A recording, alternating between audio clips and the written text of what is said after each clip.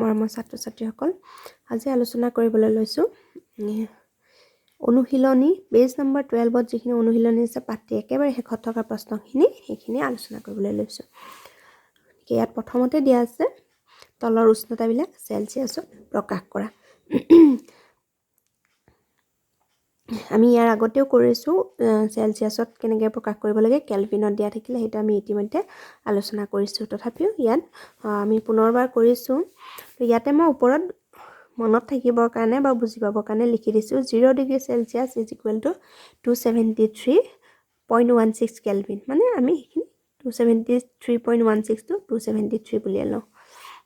এতিয়া প্ৰথমতে দিয়া আছে 293 কেলভিন। 293 কেলভিনটো আমি কি কৰিব লাগিব, 293 পৰা 273 বিয়োগ কৰিব লাগিব ডিগ্ৰী চেলচিয়াছ। গতিকে এইটো আমি পালোঁ 20 ডিগ্ৰী চেলচিয়াছ। বি নম্বৰ দিয়া আছে 470 কেলভিন। গতিকে 470 কেলভিনটো একেধৰণে আমি 470 পৰা 273 বিয়োগ কৰিছোঁ। গতিকে ডিগ্ৰী চেলচিয়াছ আমি পালোঁ 197 ডিগ্ৰী চেলচিয়াছ।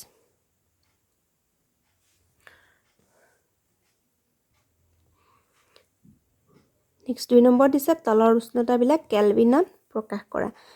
ইয়াতে আমাক চেলচিয়াছত দিয়া আছে, গতিকে আমি কেলভিনত প্ৰকাশ কৰিব লাগে।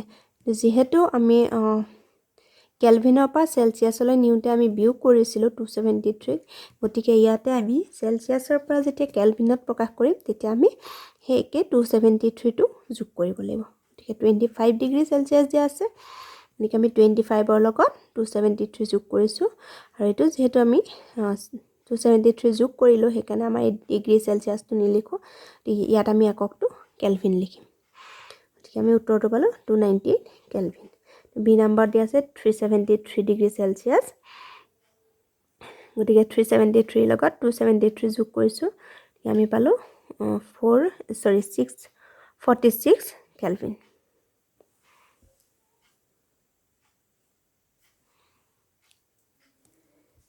নেক্সট 3 নম্বৰ দিয়া আছে কাৰণ দৰ্শোৱা। খোলা ঠাইত নেফথেলিন বল কেইদিনমান থৈ দিলে নাইকিয়া হয়। কি কাৰণে নাইকিয়া হয় নেফথেলিন বল? আমি জানো নেফথেলিন বল মানে নেফথেলিন বলবোৰ আমি যদি কাপোৰৰ মাজত কেতিয়াবা থৈ দিওঁ, কেইদিনমান থৈ দিয়াৰ পিছত সেইবোৰ নাইকিয়া হৈ যায়, বা আমি ক'ৰবাত যদি দিওঁ তো কেইদিনমানৰ পিছত নাইকিয়া হৈ যায়। কি কাৰণে নাইকিয়া হৈ যায়? কাৰণ নেফথেলিনটো আমি জানো এইটো গোটা অৱস্থাত থাকে, আৰু গোটা অৱস্থাৰ পৰা কিছুমান বস্তু আছে যিবোৰ গোটা অৱস্থাৰ পৰা পোনে পোনে জলীয় অৱস্থাপ্ৰাপ্ত নোহোৱাকৈ গেছীয় অৱস্থাপ্ৰাপ্ত হয়। গতিকে এই নেফথেলিন বলবোৰ সেই একেধৰণৰে জলীয় অৱস্থাপ্ৰাপ্ত নোহোৱাকৈ সাধাৰণ উষ্ণতাতে জলীয় অৱস্থাপ্ৰাপ্ত নোহোৱাকৈ গেছীয় অৱস্থাপ্ৰাপ্ত হয়। সেইকাৰণে নেফথেলিন বলবোৰ নাইকিয়া হৈ যায়। উত্তৰত লিখিছোঁ নেফথেলিন বল সহজতে ঊৰ্ধ্বপাতন হয়। অৰ্থাৎ সাধাৰণ উষ্ণতাত নেফথেলিন বলৰ কণিকাবোৰ কঠিন অৱস্থাৰ পৰা গেছীয় অৱস্থাপ্ৰাপ্ত হয়। সেইকাৰণে খোলা ঠাইত নেফথেলিন বল কেইদিনমান থৈ দিলে নাইকিয়া হয়। ইয়াতে আমি এইটো লিখিছোঁ বল সহজতে ঊৰ্ধ্বপাতন হয়। তো আমি জানো যেতিয়া বস্তু এটা পদাৰ্থ এটা কঠিন অৱস্থাৰ পৰা জলীয় অৱস্থাটো মাজৰ জলীয় অৱস্থাপ্ৰাপ্ত নোহোৱাকৈ কঠিনৰ পৰা যদি গোটা অৱস্থাত পায়, বা গোটাৰ পৰা যদি কঠিন অৱস্থাপ্ৰাপ্ত হয়, তেতিয়াহ'লে সেইটো ঊৰ্ধ্বপাতন বুলি কয়। সেইকাৰণে আমি লিখিছোঁ নেফথেলিন বল সহজতে ঊৰ্ধ্বপাতন হয়, তাৰমানে পদ্ধতিটো ঊৰ্ধ্বপাতন বুলি কয়। বি নম্বৰ দিছে দূৰৰ পৰাই আঁতৰৰ গুণ পোৱা যায়। আমি সুগন্ধি গুণবোৰ যে আঁতৰৰ পৰাই পাওঁ, কি কাৰণে? কাৰণ সেইবোৰ কি হয় যাদৃচ্ছিকভাৱে তীব্ৰ বেগত গতি কৰি থাকে, আৰু এই গেছীয় পদাৰ্থৰ কণিকাবোৰৰ মাজত ব্যৱধান বেছি থাকে। গতিকে উত্তৰ লিখিছোঁ গেছীয় পদাৰ্থৰ কণিকাবোৰে তীব্ৰ বেগত গতি কৰি থাকে আৰু সিহঁতৰ মাজৰ ব্যৱধান বেছি। সিহঁতৰ মাজত গেছীয় পদাৰ্থৰ কণিকাবোৰৰ মাজৰ ব্যৱধানটো বেছি থাকে, মানে সিহঁতৰ মাজত ফাঁকটো বেছি থাকে। আঁতৰৰ কণিকাবোৰ গেছৰ কণিকাবোৰৰ লগত সোনকালে ব্যাপন হয় আৰু গোন্ধ দূৰলৈ বিয়পি পৰে। তো গেছৰ কণিকাবোৰৰ কি হয়, আঁতৰৰ কণিকাবোৰৰ লগত ব্যাপন হয় আৰু তাৰপিছত গোন্ধটো আঁতৰলৈ যায়। 4 নম্বৰ দিছে কণিকাবোৰৰ মাজৰ আকৰ্ষণ বলৰ ঊৰ্ধ্বক্ৰমত সজোৱা। পানী, চেনি আৰু অক্সিজেন। কণিকাবোৰৰ মাজৰ আকৰ্ষণ বল। আকৰ্ষণ বলটো কাৰ আটাইতকৈ বেছি? আমি জানো কঠিন পদাৰ্থৰ কণিকাবোৰৰ মাজত আকৰ্ষণ অতি বেছি। কঠিন পদাৰ্থৰ পিছত আহে আমাৰ জলীয় পদাৰ্থ। জলীয় পদাৰ্থৰ মাজত আকৰ্ষণ বলটো কঠিন পদাৰ্থতকৈ কম, মানে গোটা পদাৰ্থতকৈ কম আৰু গেছীয় পদাৰ্থতকৈ বেছি, আৰু গেছীয় পদাৰ্থৰ আটাইতকৈ কম আকৰ্ষণ বল। সেয়েহে ইয়াৰ ভিতৰত পানীটো হ'ল জলীয়, চেনিটো হ'ল গোটা আৰু অক্সিজেনটো হ'ল গেছীয়। গতিকে ইয়াত আটাইতকৈ কম, যিহেতু ঊৰ্ধ্বক্ৰমত সজাব লৈছে, ঊৰ্ধ্বক্ৰম মানে সৰুৰ পৰা ডাঙৰলৈ, মানে আটাইতকৈ কমৰ পৰা বেছিলৈকে। গতিকে আটাইতকৈ কম কাৰ আকৰ্ষণ বল? গেছীয় অৱস্থাত, গেছীয় পদাৰ্থৰ, গতিকে অক্সিজেনটো হ'ল গেছীয়, গতিকে অক্সিজেন হ'ব। অক্সিজেনৰ পিছত আছে জলীয়, জলীয়টো পানী আৰু চেনি। তাৰপিছতো দিছে 5 নম্বৰত, তলৰ উষ্ণতাত পানীৰ ভৌতিক অৱস্থা কি হ'ব? এইটোত ভৌতিক অৱস্থা কি হ'ব? প্ৰথম দিছে 25 ডিগ্ৰী চেলচিয়াছ। মই ইয়াৰ আগৰ ভিডিঅ' এটাত কৈছিলোঁ, যদি পানীখিনি 0 ডিগ্ৰী পৰা 100 ডিগ্ৰীৰ মাজত থাকে তো সেইখিনি জলীয় অৱস্থাত থাকিব। গতিকে 25 ডিগ্ৰী চেলচিয়াছত উষ্ণতাত পানী জলীয় অৱস্থাত পোৱা যাব। এতিয়া 0 ডিগ্ৰী চেলচিয়াছ, 0 ডিগ্ৰী চেলচিয়াছত কি হ'ব? 0 ডিগ্ৰী চেলচিয়াছ উষ্ণতাত পানী আমি গোটা অৱস্থাত পাম আৰু জলীয় দুইটা অৱস্থাতে পাম। কাৰণ 0 ডিগ্ৰী চেলচিয়াছত থাকিলে, যেতিয়া 0 ডিগ্ৰী চেলচিয়াছত গোটা অৱস্থাৰ পৰা জলীয় অৱস্থা প্ৰাপ্ত হয়, সেই জলীয় অৱস্থা প্ৰাপ্ত হোৱাৰ সময়তো কিন্তু পানীখিনি 0 ডিগ্ৰী চেলচিয়াছ উষ্ণতাতেই থাকে। সেয়েহে আমি দুইটা অৱস্থাতে পাম। তাৰপিছত দিছে 100 ডিগ্ৰী চেলচিয়াছ। 100 ডিগ্ৰী চেলচিয়াছ উষ্ণতাত কি হয়? পানী উতলিবলৈ ধৰে। গতিকে যেতিয়া উতলিবলৈ ধৰে, কিন্তু উতলে, তেতিয়া তাৰ পৰা আমি কি পাম? গেছীয় অৱস্থা প্ৰাপ্ত হয়। গতিকে যিহেতু জলীয় অৱস্থা প্ৰাপ্তত থাকে, জলীয়ত থাকে, আৰু তাৰপাছত গেছীয় অৱস্থা প্ৰাপ্ত হয়, গতিকে আমি দুয়োটা অৱস্থাতে পাম। কিন্তু যদি 100 ডিগ্ৰীতকৈ বেছি হৈ যায়, 100 ডিগ্ৰীতকৈ বেছি হ'লে সেইখিনি পানী আমি কি হ'ব? আমি গেছীয় অৱস্থাতহে পাম। তেতিয়া সেইখিনি আমি জলীয় অৱস্থাত নাপাওঁ।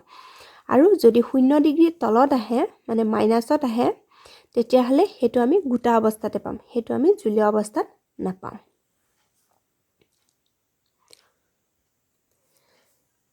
তাৰপিছত 6 নম্বৰত দিছে যুক্তি দৰ্শাই ব্যাখ্যা কৰা।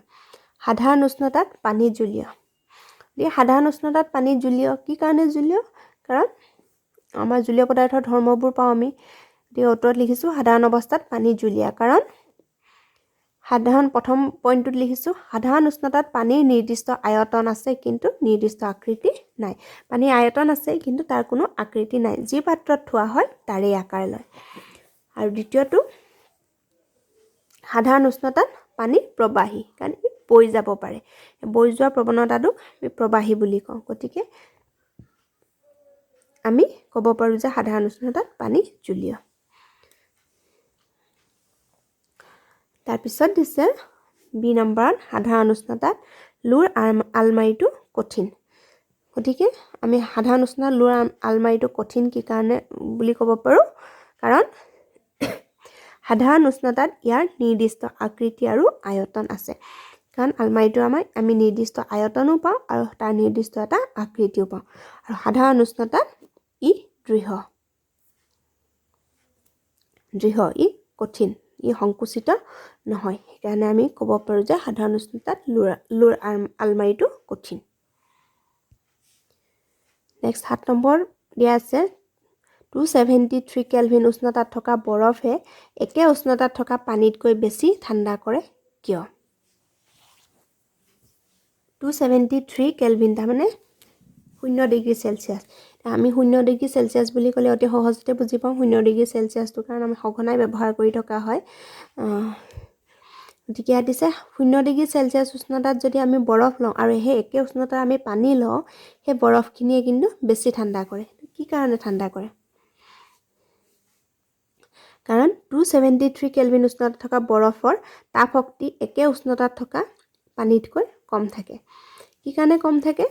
কাৰণ যিহেতু বৰফৰ পৰা পানীলৈ পৰিৱৰ্তন হওঁতে কিছু তাপ শক্তি শোষণ কৰি লৈছে সেই পানীখিনি। কণিকাবোৰে তাপ শক্তি শোষণ কৰিহে পানীলৈ পৰিৱৰ্তন হৈছে। গতিকে সেই পানীখিনিৰ তাপ শক্তি বেছি থাকে আৰু বৰফখিনিৰ তাপ শক্তি কম থাকে। সেই তাপ শক্তি শোষণ কৰা তাপ শক্তিখিনিক লিন তাপ বুলি কোৱা হয়।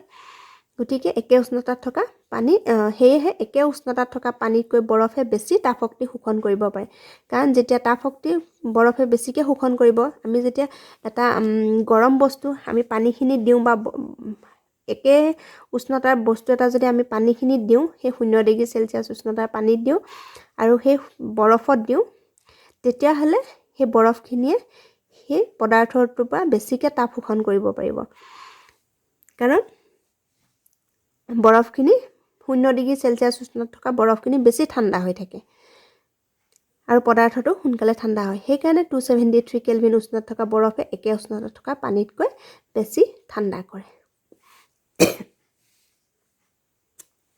গতিকে কাৰণটো তোমালোকে নিশ্চয় বুজি পালা নেক্সট কোৱেশ্চনটো দিছে উতলা পানী আৰু পানীৰ ভাপৰ কোনটোৱে বেছিকৈ পুৰিব এটাটো দিছে উতলা পানী আৰু এটা হৈছে পানীৰ ভাপ দুইটাৰ ভিতৰত কোনটোৱে বেছি পুৰিব পানীৰ ভাপটোৱে বেছি পুৰিব কি কাৰণে কাৰণ উতলা পানীখিনি আমাৰ 100 ডিগ্ৰী চেলচিয়াছ উষ্ণতাত উতলে আৰু পানীৰ ভাপ কিমান হ'ব পানীৰ ভাপটো 100 ডিগ্ৰী চেলচিয়াছ উষ্ণতাতকৈ হয়তো বেছি হ'ব নহলে সেই 100 ডিগ্ৰী চেলচিয়াছ উষ্ণতাত যদিও আছে সেই পানীখিনি সেই ভাপখিনি কি হ'ব তাপশক্তি তাত বেছিকৈ থাকিব সেই বেছি তাপশক্তি তাতকৈ বেছি তাপশক্তি শোষণ কৰিহে সেই ভাপলৈ পৰিৱৰ্তন হয় সেইকাৰণে পানীৰ ভাপটোৱে বেছিকৈ পুৰিব গতিকে উত্তৰত লিখিছোঁ উতলা পানীতকৈ পানীৰ ভাপে বেছিকৈ পুৰিব কাৰণ একে উষ্ণতাত থকা জলীয় ভাপৰ তাপশক্তি পানীৰ কণিকাবোৰৰ তাপশক্তিতকৈ বেছি হয় কি কাৰণে বেছি হয় কাৰণ সি অতিৰিক্ত তাপ শোষণ কৰিহে সি বাষ্পীভূত হয় জলীয় ভাপৰ কণিকাবোৰত নিহিত হৈ থকা লিন তাপৰ বাবে ই বেছিকৈ পুৰিব কাৰণ যিখিনি অতিৰিক্ত তাপ শোষণ কৰে সেই তাপখিনিক লিন তাপ বুলি কোৱা হয় সেইকাৰণে সেই জলীয় ভাপে বেছিকৈ পুৰিব 9 নম্বৰত এটা প্ৰশ্ন দিছে অৱস্থাৰ পৰিৱৰ্তন দেখুৱাই তলৰ চিত্ৰত A B C D E আৰু F নাম দিয়া এতিয়া কোনটো কি হ'ব ইয়াতে আমি যদি চাওঁ A টোৰ ক্ষেত্ৰত চাওঁ A টো আমাৰ কি আছে গোটাৰ পৰা কাৰ চিনডাল ইফালে আছে গতিকে গোটাৰ পৰা জলীয় হৈছে যেতিয়া গোটা অৱস্থাৰ পৰা জলীয় অৱস্থা হয় তেতিয়াহ'লে আমি তাক গলন বুলি কওঁ গতিকে এইটো হ'ব গলন তো একে ধৰণে জলীয়টো যেতিয়া গোটা হয় জলীয় বস্তু এটা গোট মাৰি গোটা হয় তেতিয়াহ'লে হেতুক কমি স্ফটিকীকৰণ গতিকে এয়া ডি দিয়া আছে বি সি ডি ডিটো হ'ব জলীয়টো গোটা হৈছে গতিকে এটো হ'ব স্ফটিকীকৰণ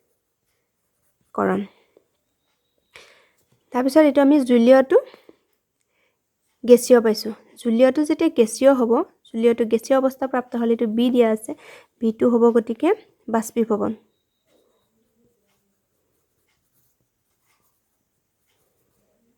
আৰু একে ধৰণে যেতিয়া গেছ জলীয় অৱস্থাত আহে গেছীয়টো জলীয় অৱস্থা প্ৰাপ্ত হয় তো সি দিয়া আছে হেতু কি হ'ব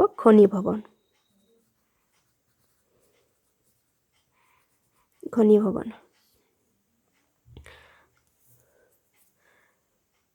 ডি ই আৰু এফ দিয়া আছে ই আৰু এফ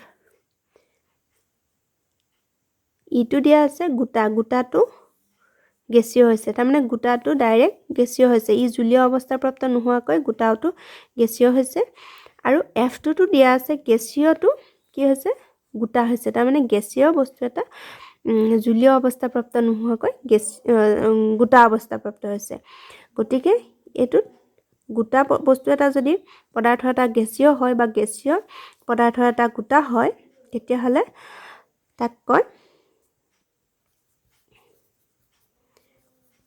ঊৰ্ধ্বপাতন তাৰমানে জলীয় অৱস্থা প্ৰাপ্ত নোপোৱাকৈ পোৱাটো ই আৰু এফ দুয়োটাৰ ক্ষেত্ৰতে হ'ব ঊৰ্ধ্বপাতন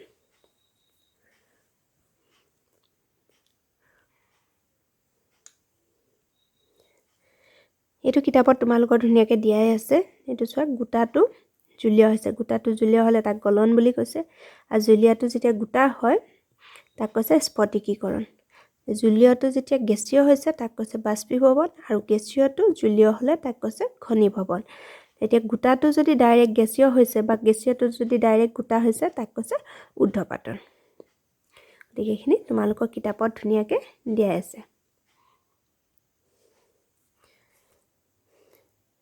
এবাৰ অতিৰিক্ত প্ৰশ্ন কেইটামান লৈছোঁ প্ৰথম প্ৰশ্নটো লৈছোঁ ব্যাপন কাক বোলে দুটা বেলেগ বেলেগ পদাৰ্থৰ কণিকাবোৰ পৰস্পৰ মিহলি হোৱাকে ব্যাপন বোলে পদাৰ্থ দুটা বেলেগ বেলেগ পদাৰ্থৰ যদি কণিকাবোৰ মিহলি হয় তেতিয়াহ'লে তাক ব্যাপন বুলি কোৱা হয় তাৰ পিছত লৈছোঁ গলনাংক কাক বোলে এক বায়ুমণ্ডলীয় চাপত যি উষ্ণতাত কঠিন পদাৰ্থ গলি গৈ জলীয় অৱস্থা প্ৰাপ্ত হয় সেই উষ্ণতাক পদাৰ্থটো গলনাংক বোলে বুজি পাইছা কঠিন পদাৰ্থ এটা যদি গলি গৈ পেলাই জলীয় অৱস্থা প্ৰাপ্ত হয় জলীয় অৱস্থা পায় তেতিয়াহ'লে যিটো উষ্ণতাত পায় সেই উষ্ণতাটোক পদাৰ্থটো গলনাংক বোলে এতিয়া সব বৰফ যেতিয়া গলি পেলাই পানী হয়গে সেইটো যেতিয়া 0 ডিগ্ৰী সেলসিয়াছতে থাকে 0 ডিগ্ৰী সেলসিয়াছত পানী গলি গৈ জলীয় অৱস্থা প্ৰাপ্ত হয় গতিকে সেইটো গলনাংক বোলে তাৰপিছত দিছোঁ বৰফৰ গলনাংক কিমান বৰফৰ গলনাংক 273 কেলভিন যদি আমাক কেলভিন স্কেলত সোধে তেতিয়াহ'লে 273 কেলভিন বা যদি সেলসিয়াছত সোধে 0 ডিগ্ৰী সেলসিয়াছ তাৰপিছত লৈছোঁ উষ্ণতাৰ এছআই একক কি উষ্ণতাৰ এছআই একক কেলভিন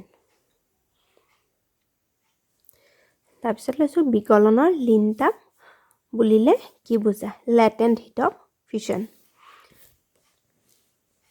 উত্তৰ লিখিছোঁ এক বায়ুমণ্ডলীয় চাপ আৰু গলনাংক উষ্ণতাত 1 কিলোগ্ৰাম কঠিন পদাৰ্থ জলীয় অৱস্থালৈ নিবলৈ যি পৰিমাণৰ তাপৰ প্ৰয়োজন হয় তাকে পদাৰ্থটোৰ বিকলনৰ লীন তাপ বোলে বিকলন মানে যিটো গলি গৈ গতিকে আমি ইয়াত গলনাংক ল'ব লাগিব চাপ আৰু গলনাংক উষ্ণতাত এইটো মনত ৰাখিবা গলনাংক উষ্ণতাত 1 কিলোগ্ৰাম কঠিন পদাৰ্থহে গলিব জলীয় অৱস্থা প্ৰাপ্ত হ'ব গতিকে কঠিন পদাৰ্থ জলীয় অৱস্থালৈ নিবলৈ যি পৰিমাণৰ তাপৰ প্ৰয়োজন হয় যিমানখিনি তাপৰ প্ৰয়োজন হয় তাকে পদাৰ্থটোৰ বিকলনৰ লীন তাপ বোলে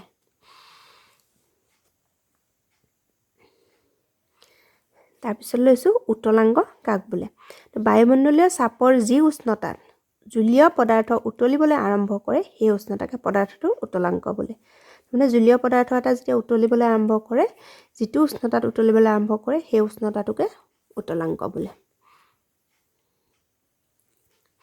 তাৰপিছত প্ৰশ্নটো লৈছোঁ বাষ্পীভৱনৰ লীন তাপ কাক বোলে এক বায়ুমণ্ডলীয় চাপ আৰু উতলাংক উষ্ণতাত এতিয়া চোৱা এইটো বাষ্পীভৱন যেহেতু বাষ্পীভৱন হৈছে গতিকে আমি ইয়াত উতলাংক লৈছোঁ আগৰবাৰ এইটো বিকলন আছিলে গতিকে আমি গলনাংক উষ্ণতা লৈছোঁ গতিকে দুইটা একেই বাষ্পীভৱন আৰু বিকলনৰ লীন তাপ খালি পাৰ্থক্যটো আমি এটাতে পাওঁ ইয়াত উতলাংক লিখিব লাগিব আৰু যিটো বিকলনৰ হয় বিকলনৰটোত আমি গলনাংক লিখিব লাগিব গতিকে এক বায়ুমণ্ডলীয় চাপ আৰু উতলাংক উষ্ণতাত 1 কিলোগ্ৰাম জলীয় পদাৰ্থ বাষ্পীভূত কৰিবলৈ আগৰবাৰ আছিলে জলীয় অৱস্থালৈ নিবলৈ গতিকে ইয়াত বাষ্পীভূত যেহেতু এইটো উতলাংক হয় গতিকে উতলি পেলাই বাষ্পীভূত হ'ব বাষ্পীভূত কৰিবলৈ প্ৰয়োজন হোৱা তাপৰ পৰিমাণক বাষ্পীভৱনৰ লীন তাপ বোলে তাৰপিছত লৈছোঁ ঊৰ্ধ্বপাতন কাক বোলে তাপৰ প্ৰভাৱত জলীয় অৱস্থাপ্ৰাপ্ত নোহোৱাকৈ কঠিনৰ পৰা পোনে পোনে গেছীয় অৱস্থালৈ হোৱা ৰূপান্তৰ বা গেছীয়ৰ পৰা কঠিন হোৱা প্ৰক্ৰিয়াক ঊৰ্ধ্বপাতন বোলে গতিকে যিটো জলীয় অৱস্থাপ্ৰাপ্ত নোপোৱাকৈ কঠিন পদাৰ্থ এটা যদি গোটা অৱস্থাপ্ৰাপ্ত হয় বা গোটা পদাৰ্থ এটা যদি কঠিন অৱস্থাপ্ৰাপ্ত হয় তেতিয়াহ'লে সেই প্ৰক্ৰিয়াটোক ঊৰ্ধ্বপাতন বোলে তাৰপিছৰ প্ৰশ্ন এটা লৈছোঁ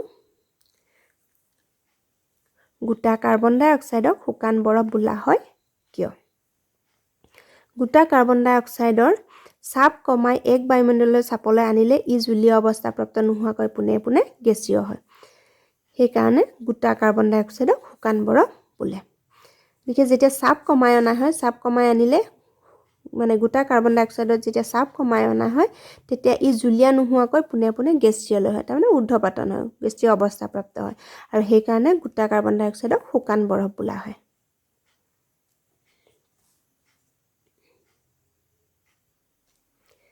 তাৰপিছত যে বাষ্পীভৱন কি উতলাংকৰ তলৰ যিকোনো উষ্ণতাত কোনো জলীয় পদাৰ্থ ভাপলৈ পৰিৱৰ্তিত হোৱাকে বাষ্পীভৱন বোলে।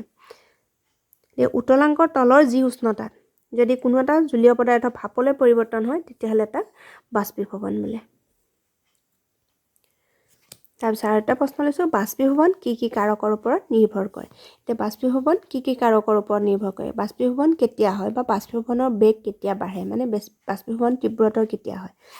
লিখিছোঁ বাষ্পীভৱনৰ বেগ বাঢ়ে যদিহে, বা ইয়াত তোমালোকে লিখিব পাৰা বাষ্পীভৱনৰ কাৰকবোৰ হ'ল, গতিকে যেতিয়া কি হয় তৰলৰ পৃষ্ঠকালি বাঢ়ে, তৰলৰ পৃষ্ঠকালি যিমানে বাঢ়ে সিমানে বাষ্পীভৱন বেছিকৈ হয়। যেনে আমি উদাহৰণটো পাইছিলোঁ যে কাপ এটাত গৰম চাহ ল'লে বেছি সুবিধা হয়নে প্লেট এখনত ল'লে? কাৰণ প্লেটখন যিহেতু বহল, তাত তৰলৰ কি হয় পৃষ্ঠকালিটো বেছি হয়, বেছি হোৱাৰ কাৰণে তাত কি হয় বাষ্পীভৱন বেছিকৈ হয়। দ্বিতীয়তে হ'ল উষ্ণতা বৃদ্ধি হয়, উষ্ণতাটো যিমানে বাঢ়িব সিমানে বাষ্পীভৱন বেছিকৈ হয়। আমাৰ সাধাৰণ উষ্ণতাত যিমানখিনি বাষ্পীভূত হয় তাত উষ্ণতাটো যেতিয়া আমি বঢ়াই গৈ থাকোঁ বাষ্পীভৱনটো আমি বেছিকৈ হোৱা দেখা পাওঁ, গতিকে উষ্ণতা বৃদ্ধি হ'লে। তাৰপিছত হৈছে বায়ুৰ আৰ্দ্ৰতা কমে, যেতিয়া বায়ুত জলীয় বাষ্পৰ পৰিমাণ কম থাকে, বায়ু আৰ্দ্ৰতাটো কম হয়, আৰ্দ্ৰতা মানে গম পাইছোঁ জলীয় বাষ্পৰ পৰিমাণকে বায়ুৰ আৰ্দ্ৰতা বুলি কয়। গতিকে জলীয় বাষ্পৰ পৰিমাণ যিমানে কম থাকে সিমানে বাষ্পীভৱন বেছিকৈ হয়। সেইকাৰণে আমাৰ শুকান বতৰত আমাৰ কাপোৰ কানি যেতিয়া ৰ'দত মেলি দিওঁ তেতিয়া সেইবোৰ অতি সোনকালে শুকায়। বাৰিষা বতৰত যিহেতু বৰষুণৰ পৰিমাণটো বেছি থাকে, গতিকে কি হয় বায়ুমণ্ডলত জলীয় বাষ্পৰ পৰিমাণো যথেষ্ট থাকে, আৰু সেইকাৰণে তেনেকুৱা দিনবোৰত কাপোৰ কানি শুকাবলৈ যথেষ্ট সময় লাগে। কিন্তু যিটো আমাৰ ঠাণ্ডাকালি যিহেতু বায়ুত আৰ্দ্ৰতা কমকৈ থাকে, সেইকাৰণে কি হয় ঠাণ্ডাকালি আমি কাপোৰ কানিবোৰ ৰ'দত দিলে অতি সোনকালে শুকায়। আৰু শেষৰ কাৰকটো হ'ল বতাহৰ বেগ বাঢ়ে, বতাহ যিমানে বলে সিমানে সোনকালে আমাৰ কাপোৰ কানি শুকায়, আমি সেইটো জানো। গতিকে বতাহৰ বেগ যিমানে বাঢ়ে সিমানে বাষ্পীভৱন বেছিকৈ হয়, আৰু তাৰ কাৰণে কি হয় বতাহৰ বেগ বাঢ়িলে বাষ্পীভৱন বেছিকৈ হয়, আৰু আমি যেতিয়া কাপোৰ কানিবোৰ ৰ'দত মেলি দিওঁ সোনকালে শুকায়। গতিকে মৰমৰ ছাত্ৰ ছাত্ৰীসকল, এই পাঠটিৰ অতিৰিক্ত প্ৰশ্নসমূহ আলোচনা কৰিলোঁ, লগতে ইয়াৰ পাঠভিত্তিক যিখিনি প্ৰশ্ন আছিল সেইখিনিও আলোচনা কৰিলোঁ। আশা কৰিছোঁ তোমালোক ইয়াৰ পৰা উপকৃত হ'বা। Thank U.